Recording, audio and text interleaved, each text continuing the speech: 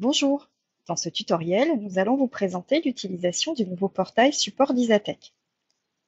La page d'accueil du nouveau portail se présente désormais comme ceci. Vous visualisez le fil d'actualité d'Isatec, le Twitter.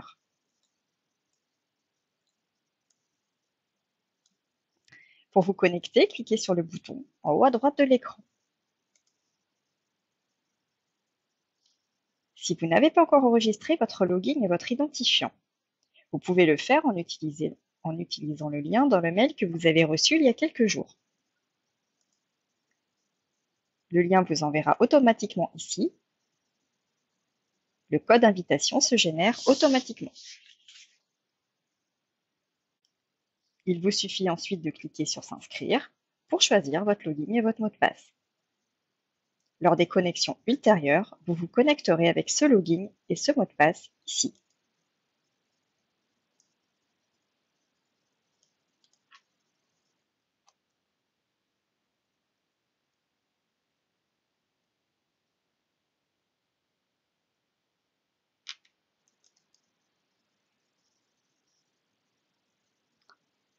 Vous arriverez alors sur la page d'accueil de votre profil, qui présente ici un certain nombre d'indicateurs. Je précise que ces indicateurs ne seront pas forcément visibles dès vos premières connexions. Ils seront mis à jour petit à petit pour chacun des clients. Vous pouvez visualiser les paramètres de votre profil en cliquant sur Utilisateur portail.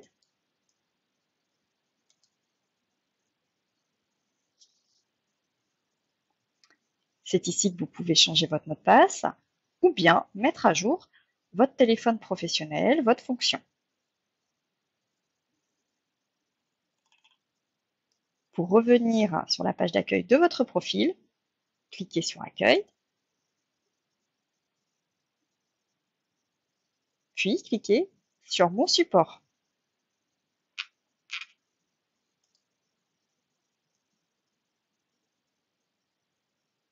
Vous êtes dirigé sur la liste des demandes actives.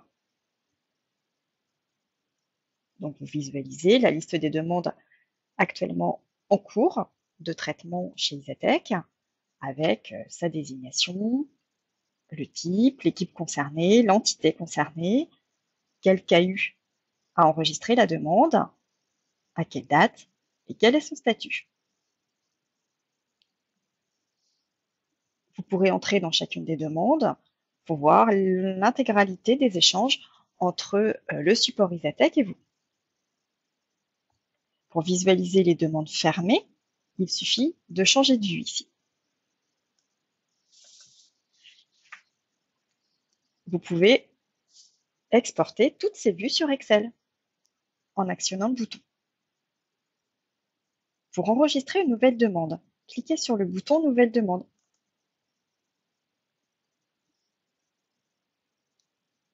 Sur le formulaire qui s'ouvre,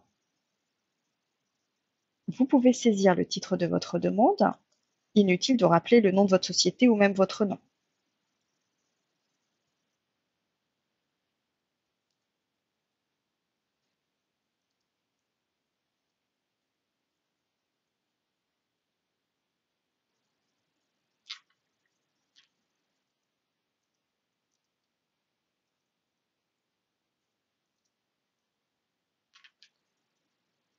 Vous sélectionnez ensuite s'il s'agit d'un incident, d'une évolution, d'une assistance et demande d'info. Je vous rappelle que l'assistance et la demande d'info équivaut à une question du type « Comment on fait pour ?» En fonction du type de demande que vous sélectionnez, différents champs du formulaire vont s'afficher.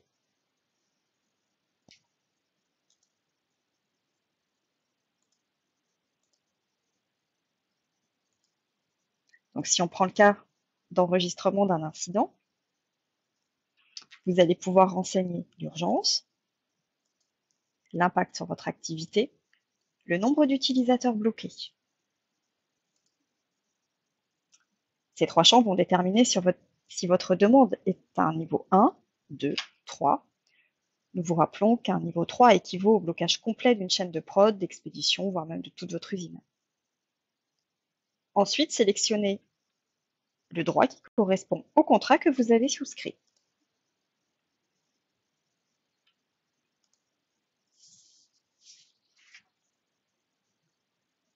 Vous avez la possibilité de nous signaler s'il s'agit d'une demande récurrente ou non. Vous pouvez également renseigner une référence interne, par exemple si vous utilisez un outil de ticketing.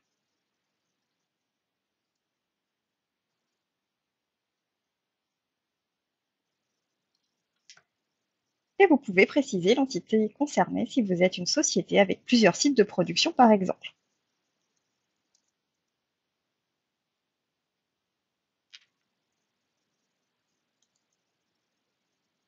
Enfin, merci de renseigner de la manière la plus exhaustive possible avec des exemples notamment, en citant les messages d'erreur qui peuvent apparaître à l'écran, le champ description.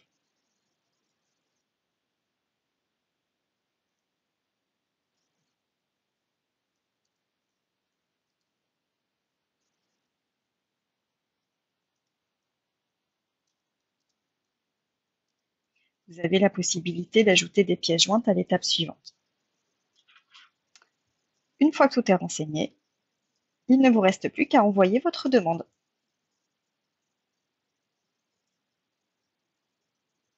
Une fois qu'elle est envoyée, vous allez recevoir une confirmation d'ouverture de votre demande par mail dans les secondes qui suivent à peu près. C'est la preuve qu'elle a bien été enregistrée et intégrée à notre système pour traitement. Vous êtes alors redirigé automatiquement vers le contenu d'une demande active. C'est donc ici que vous allez pouvoir rajouter des pièces jointes.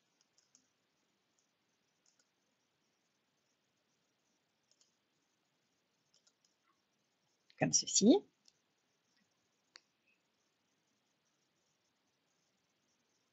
Et dans la chronologie, vous allez visualiser au fur et à mesure de l'état d'avancement de votre demande tous les échanges qui vont avoir lieu entre vous et le support d'Isatec. Donc ça peut être des échanges de mails, des tâches que vont renseigner nos consultants pour expliquer où ils en sont dans le traitement de votre demande. Et vous, à l'inverse, vous allez pouvoir ajouter aussi des commentaires pour compléter et échanger avec notre consultant. Nous vous conseillons d'ailleurs d'utiliser les commentaires du portail ici plutôt que de répondre aux mails de suivi.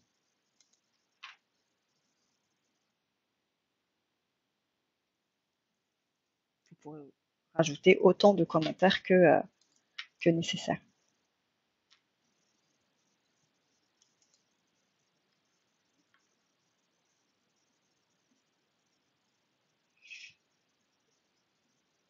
Enfin, vous pouvez consulter le résumé des éléments que vous avez saisis sur le formulaire de création ici, dans le bouton « Consulter le résumé ». Voilà, une fois que votre demande aura été traitée, que vous aurez été d'accord avec la manière de traiter votre demande et la résolution de celle-ci, vous allez pouvoir demander la clôture de votre demande en actionnant le bouton.